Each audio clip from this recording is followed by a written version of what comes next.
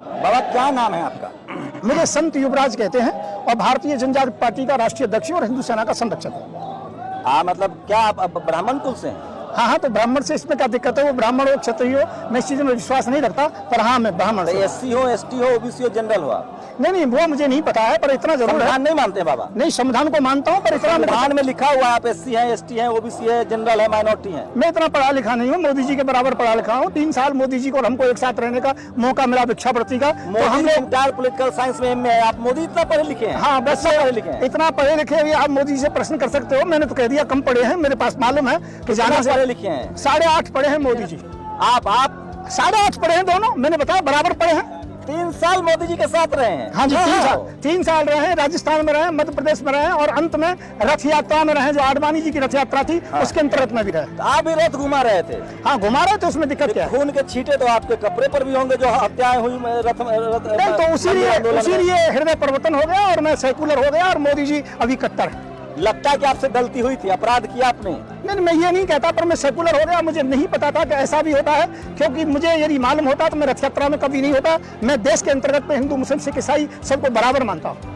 सब बराबर है? हाँ, सब बराबर हैं। आप यहाँ हिंदू धर्म खतरे में है और आप पेट्रोल और डीजल की चिंता सता रही है आपको? कहाँ से खतरे में? प्रधानमंत्री हिंदू है, राष्ट्रपति हिंदू है, आईएएस, आईपीएस, मुख्यमंत्री अधिकतर सभी 90% हिंदू हैं। तो उसके अंतर्गत में हिंदू कहाँ खतरे में हो सकता है? केवल राजनीतिक पार्टियां और खासकर मोदी जी खतरे में है कि उनकी गद्दी 2024 में जाएगी।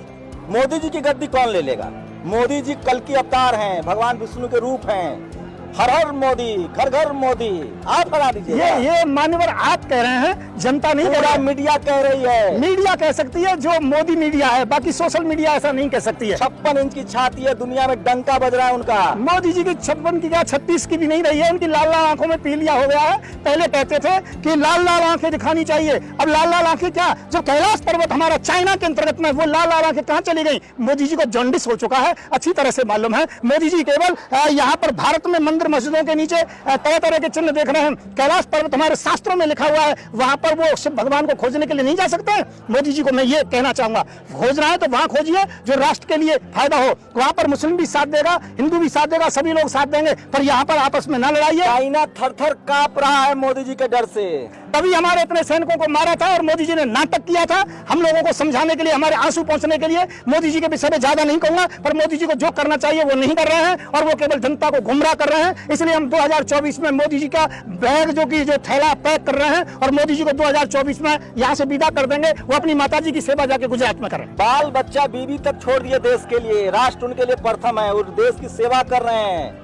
राजनीति नहीं कर रहे हैं, साधु हैं, तपस्वी हैं, तपस्या कर रहे हैं, वो मोर को दाना खिला रहे हैं। और मोदी जी यहाँ पर केवल कभी शिव भगवान भोले को ढूंढते हैं, कभी मंदिर मस्जिद, हिंदू मुसलमान, सब इन्हीं बातों को करते रहते हैं। मोदी जी बाकी जो करना चाहिए वो नहीं कर रहे। 5 ट्रिलियन इकोनॉमी होने वाला है। मैं ये कहना चाहता हूँ, जनता की भुखमरी इतनी ज्यादा है और बेरोजगारी बहुत ज्यादा है। बेरोजगारी का आप यदि चेकिंग करें तो बहुत बेरोजगारी है दुनिया के, भारत के अंतर्गत में। इससे मालूम पड़ जाएगा कि हमारी स्थिति क्या है। श्रीलंका के अंतर्गत में यही श्रीलंका करती थी और वो कहती रहती हम बढ़ रहे हैं, पर लंका कहाँ पहुंच गई। हम देश को ऐसी स्थिति में नहीं जाने देंगे। इसलिए मोदी से कहेंगे महंगाई को रोकिए और बेरोजगारी समाप्त कीजिए।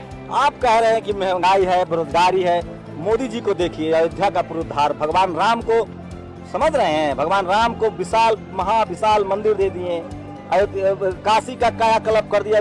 अभी ज्ञान वापी मसला होगा, मथुरा होगा।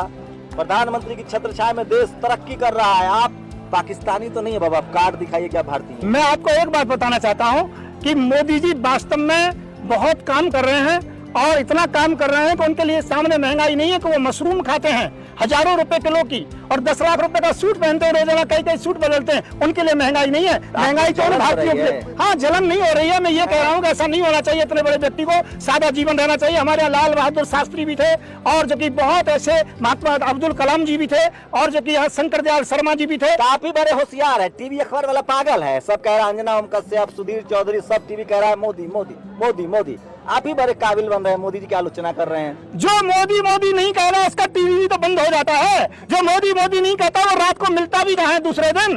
इसे यदि ये मजबूरी है उनकी और मैं ये कहना चाहता हूँ, सोशल मीडिया नहीं होती तो हम लोगों को दुनिया में हमारी बात को कोई नहीं जान पाता। मैं तो सोशल मीडिया का धन्यवाद देता हूँ। जब मुझे जेल के अंतर्गत में रखा गया कुछ दिन पहले 2.5 महीने के लिए, जेल भी चले गए, तो मैं बताता हूँ आपके लिए तो कितना बड़ा मामला हुआ।